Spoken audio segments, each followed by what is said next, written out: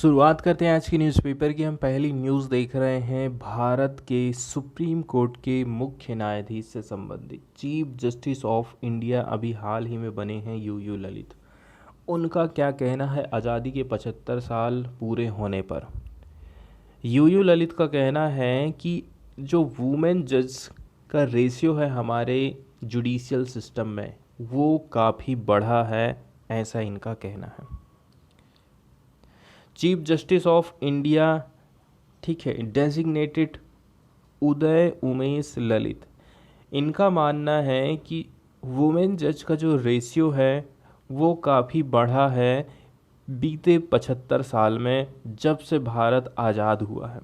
क्योंकि हमारा जो जुडिशियल करियर है ना, इसमें वुमेन ज़्यादा से ज़्यादा पार्टिसिपेट कर पा रही हैं।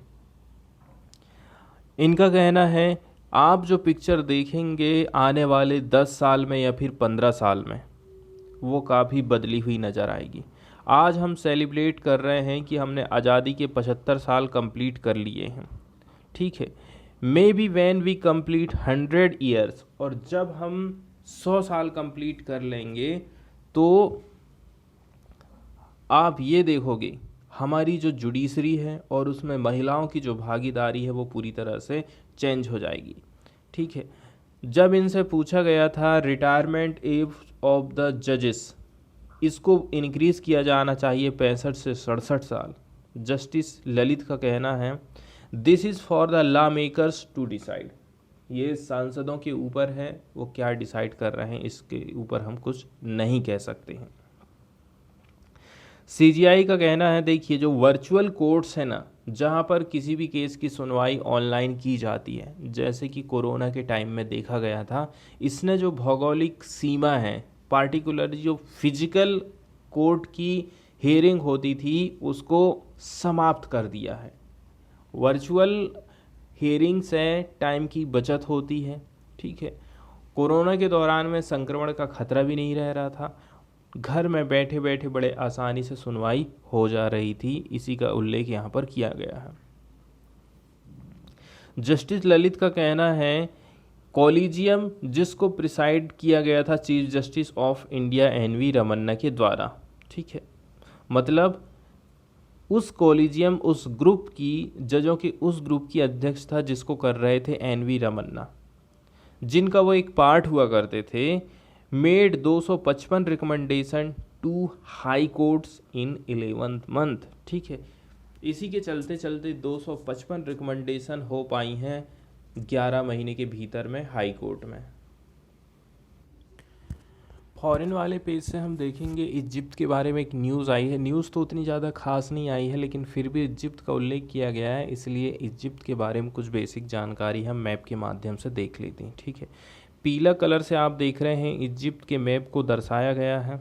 इजिप्ट की यदि हम नॉर्थ की तरफ जाते हैं तो मेडिटेरियन सी है, ये देख रहे हैं आप, मारसा, अलेक्जेंड्रिया, पोर्ट सैयद, ये इसके तट पर बसे हुए शहर हैं इजिप्ट के। और यदि हम इसके पूर्वी और नॉर्थ वाले हिस्से की तरफ में जाएंगे तो देख रहे हैं आप कौन कौन से शहरों के साथ में, देशों के साथ में अपनी बाउंड्री को शेयर कर रहा है। तो गाजा, इजराइल और ये जो जॉर्डन वाला हिस्सा है ये गल्फ ऑफ अडेन के साथ में अपनी बॉर्डर को शेयर कर रहा है। अब आप देख रहे हैं ये जो इजिप्ट का कुछ हिस्सा यहाँ से आप देखोगे स्वेज कैनाल के इस तरफ है और ज़्यादातर हिस्सा इसका पश्चिम की तरफ में है। तो जो गल्फ ऑफ,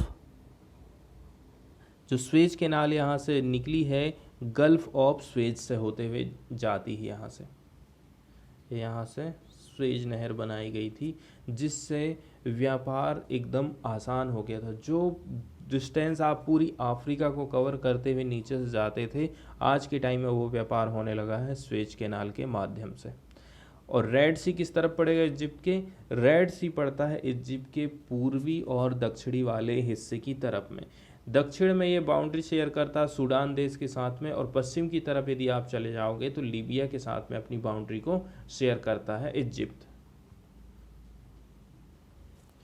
न्यूज़ की तरफ चलें तो न्यूज़ में बताया गया है इलेक्ट्रिकल फायर देखी गई है कहाँ पर, इजिप्ट के कॉप्टिक चर्च में। इसमें 41 लोगों की जान गई है और ज़्यादातर इनमें से बच्चे थे। An electrical fire swept through an Egyptian Coptic Christian church during mass on Sunday. Sunday की ही ये घटना है, काफ़ी बड़े पैमाने पर ये घटना घटित हुई है। लगभग 41 लोगों की इसमें किलिंग हुई है, जिसमें से ज़्यादातर बच्चे थे। सिक्योरिटी सोर्सेस का ऐसा कहना है। ये जो आग थी वो स्टार्ट हो गई थी सवेरे 9 बजे in Abu Sefein church in the city of Giza. ठीक है, गीजा सिटी में पड़ती है आबू सिफिन चर्च, जहाँ पर 5,000 लोग जो है इकट्ठे हुए थे। इसके बाद वाली न्यूज़ हम देखने वाले हैं लोक अदालत से रिलेटेड। लोक अदालत एक प्रकार का मंच होता है, फोरम जिसको कहा जाता है, जहाँ पर ऐसे मामले की सुनवाई होती है जो न्यायालय में काफ़ी लंबे समय से पेंडिंग है, या फिर अभी मुकदमे के रूप में जिनको हम दाखिल नहीं कर पाए हैं, यानी अदालत के समक्ष में अभी उनको पेश नहीं किया गया है। इनको बढ़िया तरीके से निपटाया जाता है, मतलब दोनों पक्षों के बीच विवाद का समाधान लोक अदालत में कराया जाता है।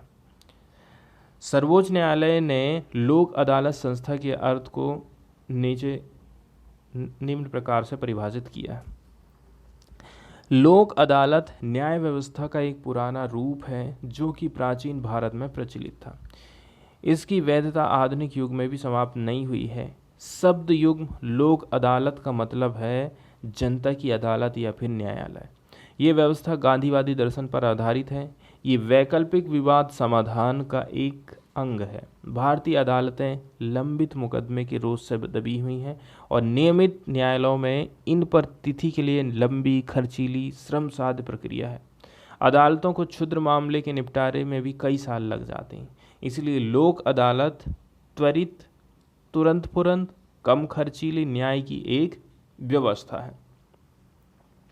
लोक अदालत की जब सुनवाई होती है तो इसमें ना आपकी हार होगी ना आपकी जीत होगी, इसलिए आपस में दोनों पक्षों के बीच में विद्वेष नहीं रह जाता है। लोक अदालत का प्रयोग भारत में एक वहनीय, किफ़ायती कार्यक्रम और अनौपचारिक विवाद समाधान के एक विकल्प के रूप में माना जाता है। अब हम देख लेते हैं इसकी हिस्ट्री को। लोक अदालत की शुरुआत कब से हुई थी? स्वतंत्रता के बाद में पहला लोक अदालत शिविर 1982 में गुजरात में आयोजित किया गया था। ये पहल विवादों के निपटारे में बहुत सफल हुई थी। इसके रिजल्ट के बाद इसका रिजल्ट क्या निकला? लोक अदालतों का देश के अन्य हिस्सों में प्रसार होने लगा था। ये समय, ठीक है, ये व्यवस्था एक स्वैच्छिक और समझौताकारी एजेंसी के रूप में कार्य कर रही थी। इसके निर्णयों के पीछे कोई वैधानिक पृष्ठपोषण नहीं था, कोई सपोर्ट नहीं था, लेकिन लोक अदालतों की बढ़ती लोकप्रियता को देखते हुए इस सुरक्षा और इसके द्वारा पारित फैसलों को वैधानिक सपोर्ट देने की मांग उठी थी। यही कारण है कि लोक अदालत को वैधानिक दर्जा प्रदान करने के लिए वैधानिक सेवाएं प्राधिकरण अधिनियम 1987, लीगल सर्विस अथॉरिटीज़ एक्ट 1987 को पारित किया गया था। न्यूज़ की तरफ चलते हैं और न्यूज़ में देख लेते हैं कौन कौन सी बातें बताई गई हैं। बताया जा रहा है 75 लाख से भी ज़्यादा केसेस क्लियर किए गए हैं लोक अदालत के द्वारा। 75 लाख से भी ज़्यादा जो पेंडिंग थे, प्री लिटिगेशन केसेस थे, many of them part of a huge backlog created by the pandemic. इनमें से ज़्यादातर थे बैकलॉग वाले केसेस जो कि कोरोना के चलते चलते पेंडिंग में थे। इनको सेटल्ड किया गया पूरे देश भर में the country in third national लोक अदालत। ठीक है, तो पूरे देश भर में जो फैले हुए थे पेंडिंग केसेस, उनको तीसरी नेशनल लोक अदालत के माध्यम से क्लियर किया गया। In a move away from convention, the legal service authorities under chief justice of India designate justice U Lalit, who is the executive chairman of the National Legal Service Authority। तो NALSA national legal service authority के अध्यक्ष कौन थे? Justice U Lalit. इन्होंने use किया था technological platform ताकि conduct करा सकें डिजिटल लोक अदालत। कहाँ पर? महाराष्ट्र और राजस्थान में। 75 लाख से भी ज़्यादा disposed cases, 16.45 lakh dispute pending थे and another 58.33 lakh were in pre litigation stages. Case की स्थिति यहाँ पर बताई गई है। टोटल वैल्यू यदि आप देखोगे सेटलमेंट के अमाउंट की, वो थी लगभग 5,039 करोड़। नालसा का कहना है एक स्टेटमेंट में सैटरडे के दिन। फिर एक इंटरेक्शन हुआ था लीगल सर्विस अथॉरिटी के ऑफिशियल के साथ में। जस्टिस ललित का कहना है Lok Adalat have not only become an efficient substitute to seek redressal, वो केवल सब्स्टिट्यूट के रूप में ही नहीं काम कर रही हैं बट हेल्प करती हैं reducing the burden of court pertaining to the backlog and pendency of cases. जो बैकलॉग वाले केसेस चल रहे थे, मुकदमे चल रहे थे, उनको सॉल्व करने में, केस की जो पेंडेंसी चल रही थी उसको कम करने में लोक अदालतें बहुत ही महत्वपूर्ण हैं, ऐसा जस्टिस यू ललित का कहना है। अगली न्यूज़ हम देखने वाले हैं नीति आयोग से संबंधित। 2015 में नीति आयोग की स्थापना गवर्नमेंट के द्वारा की गई थी, ठीक है। इसको लाने का एक ही उद्देश्य था कि पहले जो योजना आयोग चलता था उसमें केंद्र सरकार ज़्यादा मजबूत था।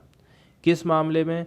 वो योजना को बनाता था, फिर योजनाओं को राज्य सरकारों के ऊपर थोप देता था कि ये राज्य सरकारों को आपको ये हमने योजना बनाए हैं, इनको आपको लागू करना है, ठीक है। उसी के टाइम में ही पंचवर्षीय योजनाएं चला करती थी। आज के टाइम में नीति आयोग हो गया है जो कि डिसेंट्रलाइज करता है भारत के सिस्टम को। इसमें जब नीति बनाई जाएगी, जब नियम कानून बनाए जाएंगे स्टेट गवर्नमेंट के लिए, तो इसमें केंद्र सरकार और राज्य सरकार दोनों ही मिलकर के नियम कानून बनाएंगे। इसके अलावा फिर जब फंड एलोकेशन की बात आएगी तो जो फाइनेंस मिनिस्ट्री है, ठीक है, वो एलोकेट करेगा फंड किसको? राज्य सरकारों को। ऐसे प्रावधान इसमें मेन किए गए थे। नीति आयोग एक प्रकार से गवर्नमेंट को सलाह देने का भी काम करता है। गवर्नमेंट को नुकसान हुआ है 8,000 करोड़ का ड्यू टू 5 केसेस। 5 केस के चलते चलते ही 8,000 करोड़ रुपया का नुकसान हो गया है गवर्नमेंट को। नीति आयोग ने ऐसी जानकारी दी है। एक रिपोर्ट है जो कि कमीशन की गई थी नीति आयोग के द्वारा, उसमें ये अंदाज़ा लगाया गया है कि सुप्रीम कोर्ट के 5 ऑर्डर, इसके साथ में नेशनल ग्रीन ट्रिब्यूनल जो कि फेवर कर रही थी larger protection for the environment, इसके चलते चलते सरकार को 8,000 करोड़ रुपया का रेवेन्यू लॉस हुआ है। उसने ये रिकमेंड किया है कि जो कोर्ट है, the court undertake economic impact analysis based on forecast put together by a group of experts to address and adjudicate public interest cases involving economically sensitive matters। इसकी तरफ से ये रिकमेंडेशन दिया गया है कि जो अदालतें हैं या फिर जो सुप्रीम कोर्ट है, ऐसे मामले जो कि आर्थिक रूप से संवेदनशील मामले हैं, ठीक है, ये जनहित के मामलों को यदि सॉल्व कर रहा है और कोई निर्णय लेना चाहता है तो इसके लिए एक्सपर्ट का जो ग्रुप है, और जब सब लोग अपना एक राय रखेंगे, उस राय के आधार पर आर्थिक प्रभाव का विश्लेषण करें, ऐसा नीति आयोग की तरफ से रिकमेंडेशन दिया गया है, ठीक है। जयपुर स्थित CUTS consumer unity and trust society international द्वारा तैयार की गई रिपोर्ट में निम्नलिखित 5 मामलों का अध्ययन किया गया था।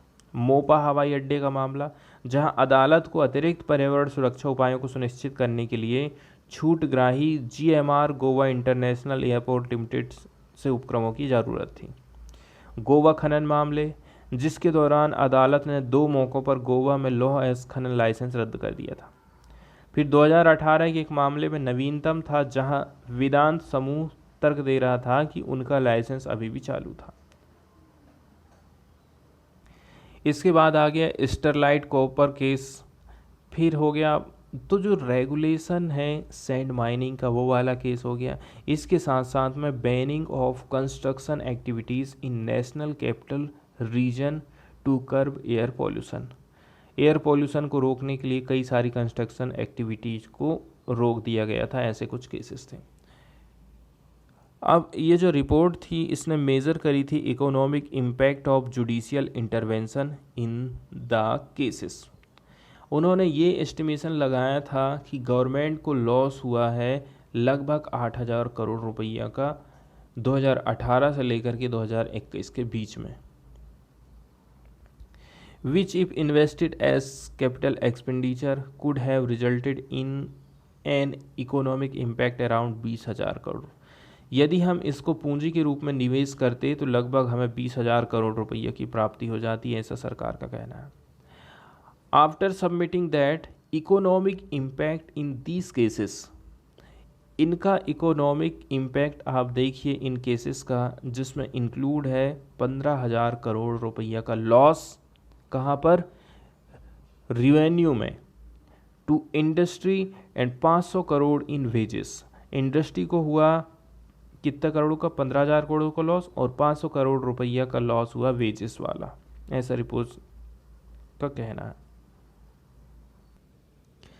इसके बाद अगली न्यूज़ हम देखने वाले हैं माइग्रेंट लेबर से संबंधित। माइग्रेंट लेबर जो कि एक जगह से दूसरी जगह कमाई करने जाते हैं, साथ में उनके बच्चे भी चले जाते हैं, या तो वो बच्चों को लेकर के जाएंगे या तो फिर अपने गांव में ही छोड़ करके कमाई करने के लिए जाते हैं। तो उनके बच्चे किस प्रकार से स्ट्रगल कर रहे हैं एजुकेशन को एक्सेस करने के लिए, इस न्यूज़ में इस बात का उल्लेख किया गया है।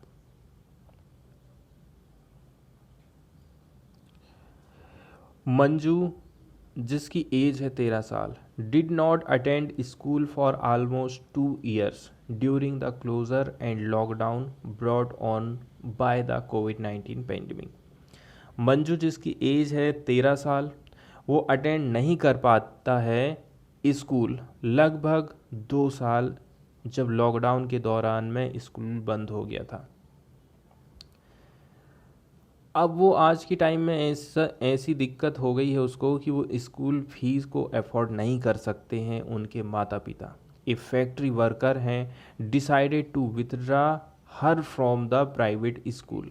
तो अब उसने क्या काम करा, अपनी बेटी को स्कूल से नाम कटवा लिया इसी साल, and admit her to a government school. अब क्योंकि वो प्राइवेट स्कूल की फीस को नहीं दे सकता है, इसलिए उसने गवर्नमेंट स्कूल में दाखिला दे दिया है। But the private school management is demanding the outstanding due for 2 years। लेकिन अब आपने 2 साल, आपका बच्चे का नाम हमारे यहाँ पर ही था, इसलिए बाकी का जो पैसा वो आप हमको जमा करिए, ऐसा स्कूल प्रशासन की तरफ से डिमांड करी जाती है ट्रांसफ़र सर्टिफिकेट देने के पहले। Manju had been attending this private school before lockdown. Lockdown के पहले से ही वो यहाँ पर पढ़ाई कर रही थी। For 2 years the school remained almost shut. 2 साल से लगभग स्कूल बंद था। और अब जब मैं गया स्कूल कि हमें जो है टीसी दे दीजिए, उसके लिए स्कूल ने डिमांड करा था पेंडिंग ड्यूज लगभग 20,000 और इसके साथ साथ में एडिशनल 2,000 रुपया टीसी के लिए। My financial situation has deteriorated after the lockdown and my wages are delayed by 2-3 months। मेरी जो इकोनॉमिक कंडीशन है लॉकडाउन के चलते चलते एकदम खस्ता हाल हो गई है और मेरा जो वेजेस मुझे मिलता है वो 2 से 3 महीने लेट मिला था और मैं अफोर्ड नहीं कर सकता हूँ कि उसको मैं प्राइवेट स्कूल में पढ़ा सकूँ और पे कर सकूँ रिमेनिंग जो ड्यू बचा है उसको टीसी के लिए। ठीक है, she has now drop out, ऐसा कहना है रामानंद का, द गर्ल्स फादर, उस बच्चे के पिता का। एक केसेस यहाँ पर एक थोड़ा अलग सा हमको देखने को मिला था। एक रिक्शा चालक है जिसने अपने दोनों बच्चों को एक प्राइवेट स्कूल में दाखिला करा दिया। अब जब उसको लगा कि नहीं यार मैं अब फीस नहीं दे सकता हूँ, तो एक काम करता हूँ इनको सरकारी स्कूल में डाल देता हूँ। अब ये गए उससे टीसी मांगने के लिए, स्कूल ने इनको टीसी दे दिया। जब इन्होंने सरकारी स्कूल में उस टीसी को दिखाया तो सरकारी स्कूल ने मना कर दिया कि भाई ये जो है टीसी यहाँ पर नहीं चलने वाली। इसका मतलब ये है वो जो स्कूल था एफिलिएटेड नहीं था, ऐसी जगह में वो अपने बच्चों को पढ़ा रहे थे। The TC issued by the private school was not accepted by the government school because it has been running without affiliation, क्योंकि वो किसी बिना गवर्नमेंट की रजिस्ट्रेशन के सहायता के वो स्कूल चल रहा था।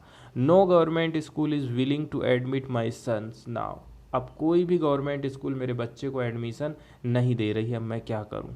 मैंने अप्रोच करा था कई सारे एजुकेशनल डिपार्टमेंट के अधिकारियों से, but they too have not offered any question. ऐसा कहना है मिस्टर बनारसी का। मैं और मेरी वाइफ दोनों ही अनपढ़ हैं।